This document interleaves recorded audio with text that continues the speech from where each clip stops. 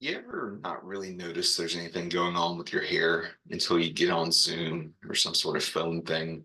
I'm looking at it now. It looks, I don't know, I look like that weird fancy lad online that reviews food or something. Anyways, I'm Dr. Snellgrove and wanted to do a very quick video intro to the class, briefly go over the syllabus, to their credit. Question mark. The administration has streamlined the syllabus format there, the syllabus template that we use, and most of it's self-explanatory, but we'll get through it real quick. Okay, so first off, of course, this is a fully online class. So primarily you'll be communicating with me through email. It is the official communication medium of the college, but you can also text me. I have my real cell phone number on there, 863-835-2399. So that's, if you need a quicker response, time-sensitive stuff, or it's just easier. I've discovered students don't really like emailing. So you're always welcome to reach out to me that way. I do ask that you don't. Two things. Please text me before you call. If you just call out of nowhere, I'm not going to pick up that phone. I'm like, who is this? And please don't send me messages through Canvas. It's basically, I get notifications that I have those messages, but they get clustered in with all the other Canvas notifications. So please just email or text. And of course, you are welcome to come by office hours. I know that we are an online class, but I'm here on the Niceville campus in Building 500, room A217. I'm basically across from the library. And I'm here pretty consistently Monday, Tuesday, Wednesday, Thursday, 9 to 11. And then on Monday, Wednesday, I'm here 2 to 3. And on Tuesday, Thursday, I'm here 2:15 to 3:15. So you're always welcome to drop by. You don't need an appointment or anything to do so. All right. So stuff that you need to know. I'm going through the syllabus myself, scrolling through. Primarily, we're reading short stories, poems, plays, and, discussing them via, well, I say discussion, via reading responses, kind of you discussing them with me, you might want to call it that, and then writing essays about them. So that's, for a lot of students, that's the main curveball, is that you took 1101, and 1101 is kind of the Wild West. Every teacher teaches it slightly differently, and that's fine. But then you're in 1102, and we're just uniformly, everybody gets their Norton anthology of literature, and that is what we are, tucking into the whole semester. So I'm looking on here. I hope I have the damn book. If not, I'll shoot that out to you guys. It is, here we go. Damn new syllabus. So the Norton Introduction to Literature, Portable 14th edition. And so this is a common question. I don't really care how you get the book. I don't mean that in a dismissive way, but like a digital text is fine, physical text is fine. Get it through our bookstore, order it online. If you find a free copy online, I won't hold it against you. Just want to make sure you have it. It's so early days, it doesn't matter as much. There'll be various short stories, and you can just Google blah blah blah. Full text. Alice Munro, Boys and Girls, full text, and you'll find the story. But eventually we get to poetry sections, and it'll just be like, hey, please read the entire, Sounds of Poetry section on page blah, blah, blah. And I found that easier for students than like, let me list every single poem that is in that section. So just want to make sure you have the book for those reasons. All right, syllabus has like some rows here. Just, you can click out hyperlinks for academic integrity. Please don't cheat. Accommodations. We're online, the online class, I guess you could say, has built-in accommodations, but you can always contact our accommodation resource center if you have any other documented disabilities for which an accommodation may be appropriate. I adore alliteration.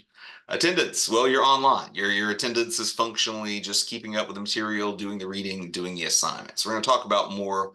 Well, we're going to talk more about keeping up the material in just a moment. Tutoring services. We do have, you can obviously take advantage of the physical face-to-face tutoring in the Academic Success Center. I believe that's in our library. But we also have remote tutoring. So obviously your online students, that's probably going to be a little easier for you to attend. Counseling services. I don't think I've sent anybody into counseling yet, but as students here, you do qualify for an initial assessment and up to 5 therapeutic sessions with a behavioral health provider. I think it's still Bridgeway. Student code of conduct. Be excellent to each other. Student complaints. There is a form. I've never had anyone actually do this to me. Hopefully I won't be the first, but If you've got some kind of issue with me, if you feel comfortable doing so, we want you to be, or we want me to be your first point of contact. Like we got some kind of grievance. Let's talk it out if possible. Try to be flexible, open to communication, all that fun stuff. But let's say that you talk to me and we don't arrive at a resolution you're satisfied with, or you don't feel comfortable talking to me about it at all for any reason. Then you can go to the student complaints form. It's an actual like formal process. So you would be able to speak with my department head, my dean, kind of move up the food chain. All right, I have a thing in here, makeup work. There is no makeup work per se. That just means like I didn't do this assignment, so I did this completely different thing. Like I taught high school a while back, and that was always a popular thing. I missed this essay, but I drew you a picture. I'm like, what am I supposed to do with this? So it's like, yes, there's three major essays in here. You do need to complete them. There's also daily assignments that lead up. Well, let's just start with the major assignments. So you got three major essays, right? And so what I'm saying here is you have to get the essays in. There's no alternative. There's no makeup work if you don't get an essay in. But here's the thing. You got to get the essays in on time. I can give you small extensions, but mostly on time.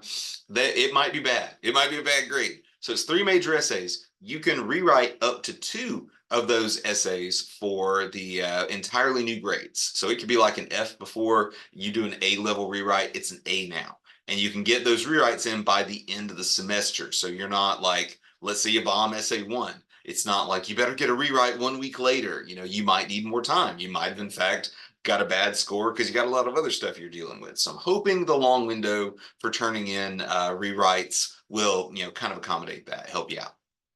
All right, so percentage grading. I'm like the last professor that likes percentage-based grading. Oh man, I'm looking at this and it's like I think I have to tweak the numbers yet again.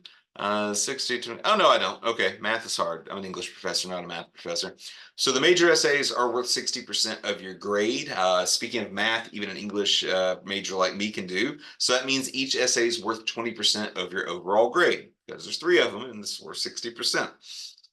We do these little daily assignments as you put these essays together. So it'll be like essay one, and then here's an outline for essay one. Here's intro for essay one. Here's body paragraphs for essay one. So you're getting little grades as you go along. I get to be Oprah with daily assignments. You get an A, you get an A. If I ask for an outline, you turn an outline, you get a good grade for that outline. Even if the outline's like, oh crap, that's not what it needs to be.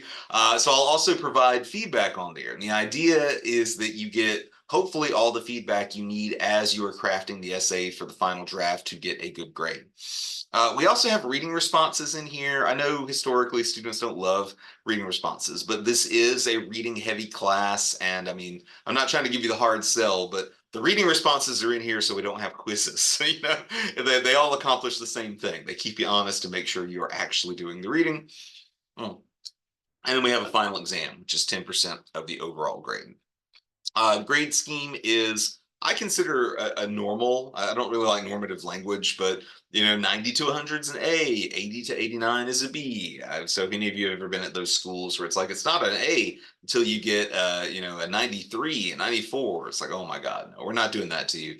And at the end of the semester, when the smoke clears, I do round up on 0.5s. So if you have like an 89.5 or higher, I would just round that to a 90 and so on.